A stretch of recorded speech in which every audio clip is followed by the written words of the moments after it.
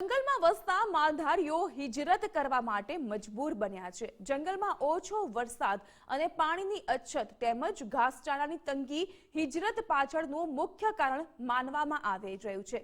માલધારીઓ ઢોર અને પશુઓ પર નભતા હોય છે અને નેસડા ખાલી કરીને ગામડાઓમાં પશુઓના નિભાવ માટે જંગલના નેસમાં વસતા માલધારીઓ જંગલના નેસ ખાલી કરીને ગીરના ગામડાઓમાં આશરો લઈ રહ્યા છે, જેથી જંગલોના નેસડા સુમસામ થઈ ગયા છે।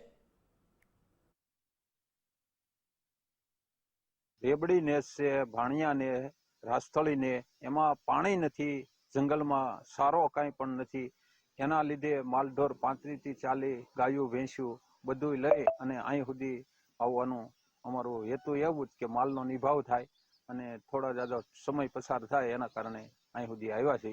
સામાન્ય રીતે ગીર પંથકમાં વસતા માલધારીઓ જંગલ વિસ્તારની અંદર વસે છે।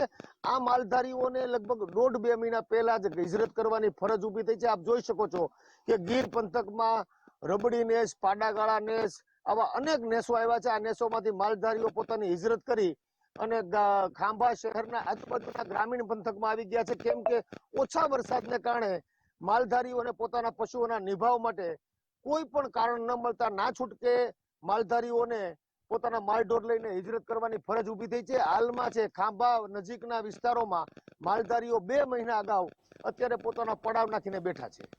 Farooq Qadri, Gujarat first update.